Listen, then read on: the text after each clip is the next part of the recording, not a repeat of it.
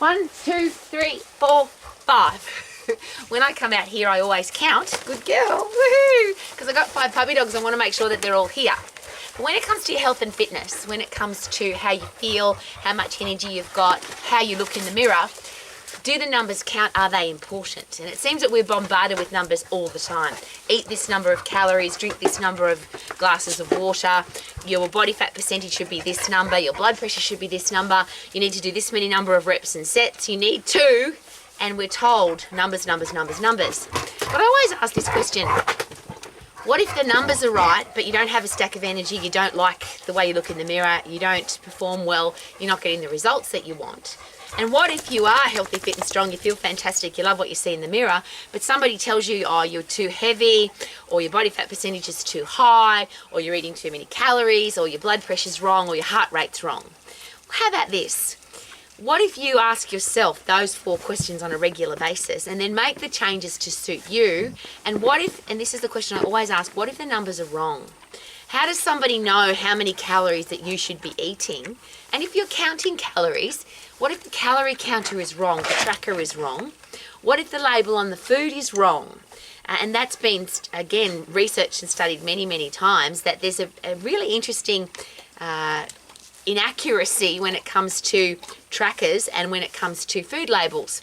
And sometimes the inaccuracy can be up to 40%. So what if 40% of the calories that you're supposedly burning aren't being burnt, and 40% of the food that you're eating is higher? Is it possible that you could be doing all the numbers right, but the body still isn't doing what it's supposed to be doing? So what if we focus on, I don't have any numbers. What do I need to do to get healthy, fit and strong without the numbers? And are there some numbers that are incredibly important, but what if you couldn't measure them? So let's just say blood pressure. Everyone says the healthy blood pressure is 120 on 80. Well, my blood pressure isn't never 120 on 80 because I have very low blood pressure. And whenever I've ever had to get it tested, someone says, oh, do you ever get dizzy? Do you ever feel unwell because you've got such low blood pressure? My answer is always no, I feel fantastic. But when somebody tells you you should feel bad because you've got low blood pressure, is it possible that you could feel bad? If you love what you see in the mirror and then somebody says you weigh too much or your body fat percentage is too high, is it possible that that could then affect your headspace? If somebody says you should drink 8 glasses of water every day, but you've got yellow stinky tinkle and you've got a headache all the time, is it possible that you live in a hot place? Is it possible that you sweat a lot? Is it possible that your body needs more water than 8 glasses or 2 litres? And that's my question. Why don't we question more carefully where those numbers came from? Why is it 10,000 steps? Why is it 8 glasses?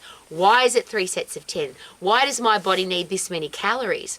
What if I move more? What if I've got more muscle? That's a real classic, because base metabolic rate is determined by how many calories you need in a day to survive, is determined by how much muscle you have.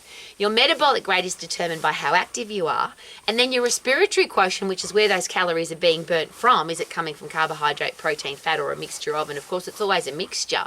But is it possible that if you're healthy, fit and strong, that you'll burn more fat when you're resting, which means you could be leaner even though somebody says you need to eat less fat or less calories? I'm asking all of those questions because I hate being controlled by numbers. One day in my life I wore a fitness tracker, and I'm never going to do it again because I just want to live. I don't want to be controlled by numbers. I hate counting calories. I'm never going to do it again. I did it one time in a bodybuilding competition. It screwed up my headspace. I just want to enjoy my food. There is a test for fitness, which is resting heart rate. So if you've got a low resting heart rate, the number is low, then that's considered that your heart doesn't have to beat very often, which means you are fitter. And then the time it takes you to recover from 100% effort to resting heart rate, if you measure that, that'll tell you how fit you are. But I don't need a clock to tell me that. I don't need a stopwatch to tell me that. I don't need a heart rate monitor to tell me that. I can feel it. I push to 100% effort. I can feel when the lactic acid taps in, so I know that I'm at 100%. And then I go, well, when can I go again? And I go again when my heart rate's back to normal. I can feel that I can go again because my heart rate's back to normal. Now, you don't have to live like me, I get that.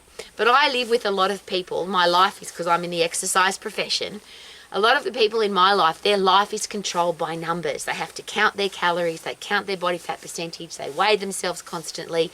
They're always, have I had enough water? What's my blood pressure? And they've got one of those things on their arm, and their life is controlled by that thing. There's jokes about that where people are addicted to that thing that they wear on their arm, and if they've exercised without it, they feel like they haven't really exercised at all. Could you be healthy, fit and strong without any numbers? Could you go by how you feel, how you look, how you perform? And that's my 4 favourite questions. And I always ask them, I'm going to ask them again. Do you have a stack of energy all day long, every day? Do you perform at your best at everything that you do? Do you love what you see in the mirror, love the way your body feels to touch? And number 4 is, do you get the results that you want from your eating and exercise plan? And surely, regardless of the numbers, the outcome's more important.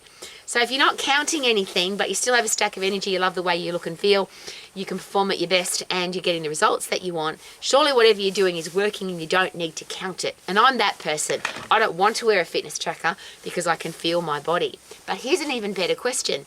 If you're healthy, fit and strong, is it possible that your body will tell you, drink some water, eat some food, do some exercise, go to sleep, get up, because your hormonal system's working really effectively?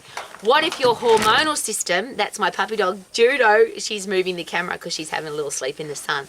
Fresh air and sunshine, do we get enough of that? We don't need to measure it, you'll feel it. Am I getting enough? And obviously if you get sunburnt, you've got too much. And if you've got a lack of vitamin D, then you don't have enough. But how do you measure that? Could that be by how energetic you are, how you look in the mirror, how you perform, and do you have a stack of energy?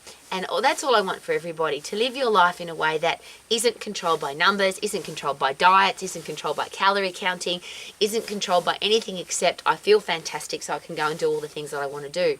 Could that be a great way to live your life to the max without having to count anything? What do you reckon, kids? Let's go! Super duper doo! How are you? Living my life to the max. Woo! My baby dog is so beautiful. I love you so much. 1, 2, 3, 4, 5 puppy dogs. Yay!